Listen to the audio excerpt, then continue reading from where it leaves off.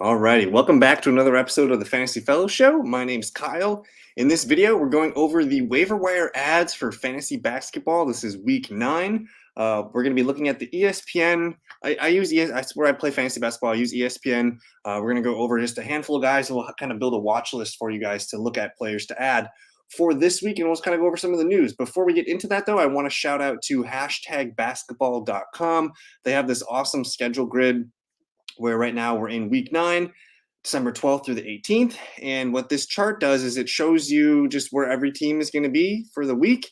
They're going to show you how many games. So it looks like the Sixers only have 2 games this weekend. So we're not going, or this week. So we're not going to be wanting to go out and add Sixers, where if you hit that again, it looks like we got a handful of teams with 4 games here. So these are the teams you probably want to identify. That's going to be Boston, Cleveland, Dallas, Golden State, Indiana, Los Angeles Clippers, the Miami Heat, Minnesota, OKC, Portland Trailblazers, and the Wizards. So these teams are the ones that we're interested in the most. And then you could potentially, steal 4 games for them. And the majority of fantasy leagues that I play, I only play in one league right now, and it's a points league. It's a 12-team points league. So what I'm going to do here is let's go ahead and first, one of my favorite ways to filter here is I'm just going to hit the plus minus tab, and that's going to show me who's been added the most. So I'm not sure what's up with Bogdan Bogdanovic here. He's labeled as out, but he's 40% rostered. Let's see what he's got going on here. He's been ruled out for Monday's game due to right knee injury management. So whenever they play looks like, they just played yesterday. So he's going to sit on the back-to-backs. But you look at his numbers here since he returned from injury. 42, 38, 16, 23. Not sure what happened in this 3-game, but if you play in a 10 or 12-man league, Bogdan Bogdanovic probably needs to be on your radar. He's averaging 24.7 points per game on the year. If I filter that, I like to filter by last 15 days or so, and that really helps me look at it. But he's averaging 30 points per game over the last 7 days. So Bogdan Bogdanovic, first on our list here. Up next, we have DeAnthony Melton, who's only 36.9% rostered.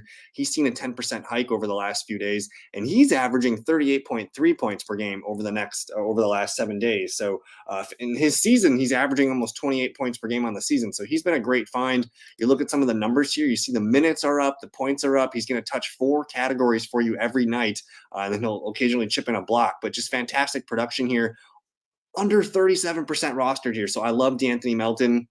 Should be a top priority pickup for you this weekend. The Sixers do only have 2 games, so that is the downside, but it looks like he's a player that's worth holding on to for the long term. Tim Hardaway Jr. here, the next man up. He's only averaging 23.4 points per game over the last 7 days, but he's 20% available. This could easily be, one of the last guys on your team. Kind of 2 duds here, the last 2 games here, but a 42, a 25, a 40, a 44, a 30. He does kind of have spurts where he plays really well. So hopefully he can turn it around. Definitely a player in a 12-man league that should be interesting to you. Up next is Trey Murphy III.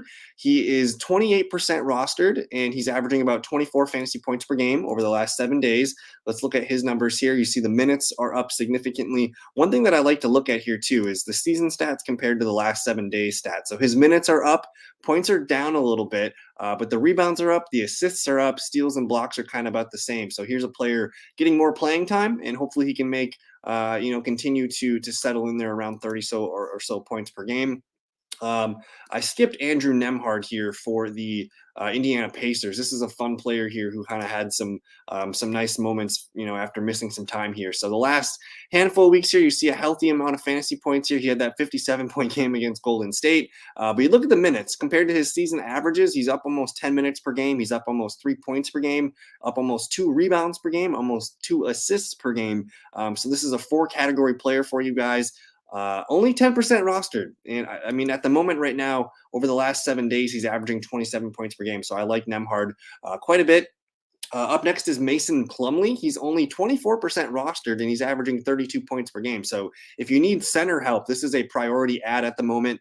Again, his minutes are up, his points are up, rebounds, assists, like everything's up for him. And he's technically like a 4-category player, but he does have games where he hits all 5. So kind of a double-double flirt most nights here, and it depends on the assists and the steals. But this is a very useful player. Again, only under 25% roster. That doesn't make any sense. There is a player here, Moritz Wagner. for the Orlando Magic. He's a dual eligibility. I like to see the C and the PF there. Only 6% rostered, averaging 28 points per game over the last 7 days. His last 2 games have not been great as the Magic have been healthier, but you see some of the outputs that he's had when there's been some injuries. So continue to monitor the Magic's health, and when he gets opportunity, he's a good play.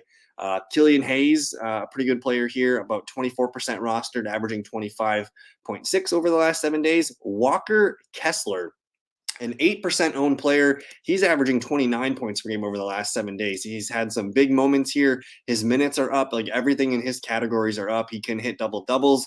He's usually a 3 category player for the most part here. So he's more of a scorer and a rebounder. So if you need a center, he is your guy. Kyle Anderson stepping forward for the Minnesota Timberwolves after the injury to Cat. So 10% rostered, 29 points per game here, looking like a good player. You see a handful of 30s, of 40s, and some high 20s in the points here. He's a 4 category player. Sometimes he even hits 5. You can see some of those filling the stat sheet. So we like Kyle Anderson quite a bit. Not sure what's up with Robert Williams quite yet. But yeah, that's one of the best ways to find players here is to use that plus minus tab. I just want to hit the inverse and see who's been dropped the most. And that's been Shake Milton, who's starting to see less play time as the Sixers have been healthier. Royce O'Neal also being dropped quite a bit here. He's got a personal reason. He's been out for 1 game over the weekend, and now Monday night he's going to be out. But he's a pretty good player, though, when he's healthy. So this might be a guy worth adding if he gets dropped and below 30% there. So keep an eye on him. Now, my other way that I like to filter this is I'm going to filter average points per game over the last 7 days. And then what we're going to do here is you're going to look at the percent rostered, and we're just going to go down until we see a number that sticks out. Because obviously the guys that score more points are going to be more rostered. But if we see something that sticks out, we'll call attention to it. So Klay Thompson averaging a lot of points here. He's the first one to stick out. Tyler Hero averaging a lot of points as well. But there's RJ Barrett, 77%, averaging 40.7 points per game. And then Patty Mills, I think he had that crazy game against the Pacers the other day. I'm not sure if that's going to stick. They had some players out, but we'll take note of Patty Mills there for the Nets. The next guy here is going to be Larry Nance Jr., averaging 40 points per game over the last 7 days. He's had a 48-point outburst, a 50-pointer, a 22. He's a 5 category player. So Larry Nance is just a solid veteran piece, getting more playing time with the Pelicans here. So he's a player worth adding to your rosters right now. Only 9% rostered. So go ahead and find him. Let me continue to look here. There's DeAnthony Melton. We talked about him at the top of the show. Let me go to the next page to see if we can find somebody here. Jordan Goodwin. Let's take a look at the shooting guard for the Washington Wizards. He's put up 2 nice games in a row, hitting 4 categories. He's a shooter, 48 points and 41. I see a 12, a 29. His minutes are peaking up here, so I'm not really quite sure what's going on with the Wizards, but I like what I'm seeing here. You see a healthy floor of about 24 to 25 minutes in this. So this is a guy in a 12-man league. Definitely interested in Jordan Goodwin, only 4% rostered here. The next player is going to be Tyus Jones, about 33 points per game over the last 7 days. He had a massive game, that 53-point game against the Heat, so it's a little skewed. His minutes are kind of all over the place here, but he's a guy if you need someone for a night, a good add in a pinch. And let me see if I can find one more for you. So let's check out Eugene Omorui. I'm not sure how to say it, but he did put a 32.75 game together here. I don't know if we can trust it, but we'll definitely be interested and see if he can start to play consistently. And then I guess the last guy I want to go over here is Denny Avida. I can't remember. I can never say it correctly, but it's Avija, I think. I have no idea. But anyways, he's getting a lot of opportunity here. 39 minutes, 40 minutes, 39 minutes. The last 3 games, he's been over double digits. He's a 4 category player usually. And then just stuffing he had a really bad game against Charlotte the other night here, but his minutes and everything else have been up significantly. So he's probably settling in around 30-some points per game over the last few games. Just a really solid player here. He's a starter. I would definitely recommend finding him. Only 6% rostered, so go ahead and look for him there. What's Romeo Langford doing here? His last 2 games, man, he's been filling in for Devin Vassell.